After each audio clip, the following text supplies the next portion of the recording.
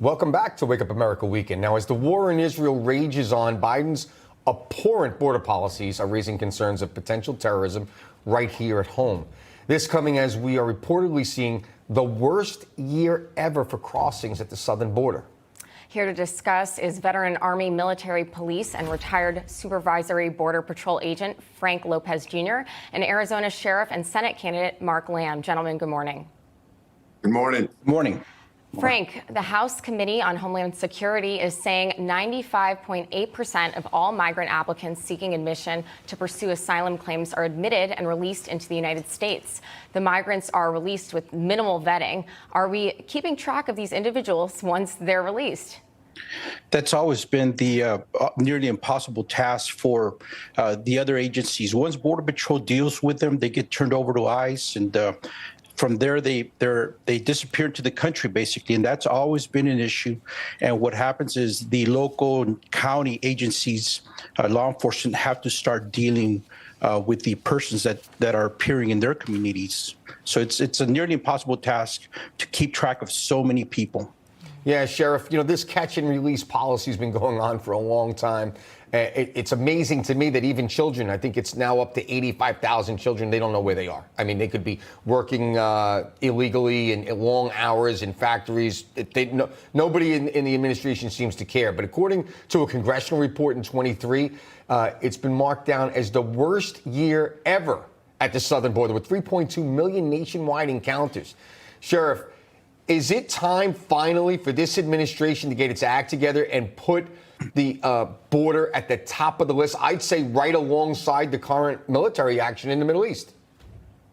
Absolutely. I've been saying for a long time, look, the time was 2.5 years ago when this administration took over. They should have kept going with the Trump era policies. But out of sheer pride or whatever it was, they decided to scrap all that and put in their own open border policies. And now we're seeing things like 3.2 million people. Frank mentioned it. They're only vetting about 5% of these people that are coming in here from special interest countries. You've got the children that have gone missing, 85,000 children out of 400,000 unaccompanied minors over the last couple of years. We're averaging about 130,000 unaccompanied minors.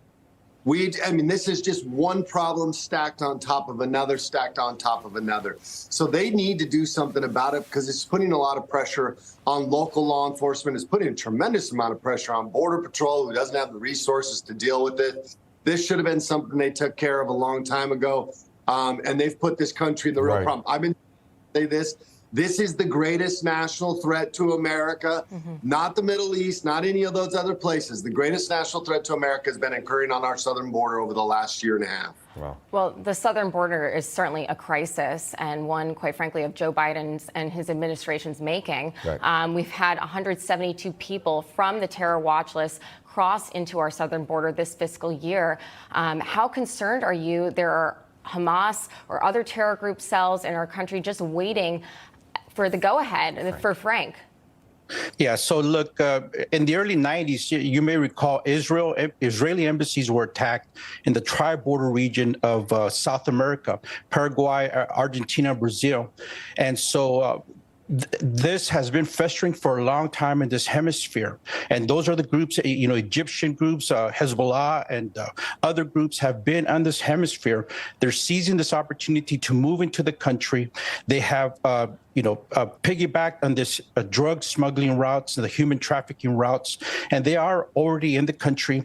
They're just waiting. We saw these protest rallies that were being held at universities. So the element is already in America. The danger is present. It is near. It is clear.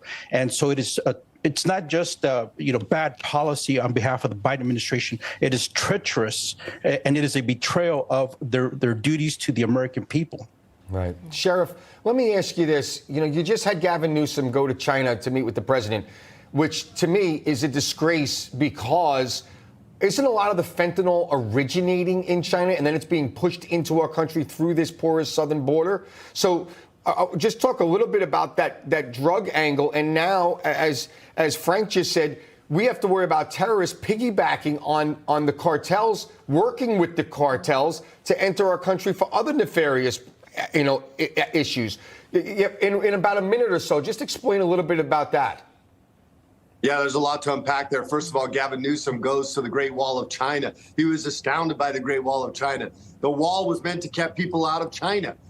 We need the same thing here. We got to finish the wall here in Arizona. Number two, the Chinese are giving the precursors for the fentanyl, which are killing American lives. The leading cause of death right now amongst Americans is fentanyl poisonings coming from China by way of the cartels into America. That is another problem. And we talk about terrorism. Over 600,000 gotaways this last year. I think there's about 2 million gotaways in the 2.5 years of this administration. But that number is probably at least double of what they're telling us, because those the gotaways are the ones we saw or know about. What about the ones we don't? And that is where the cartels like to push those terrorists and the people that they don't want caught. So all the way around, like I said, this is a national security threat, which is why I'm going to D.C., running for the U.S. Senate. We need somebody that understands this problem that's going to stop it on a federal level. So please support me at sherifflamforsenate.com. All right, there. You know, the reality is that until the policy changes, we can throw money, we can throw resources. The policies need to change in Washington from the administration. And it certainly hasn't. No. All right, Frank Lopez Jr. and Sheriff Mark Lamb, thank you so much.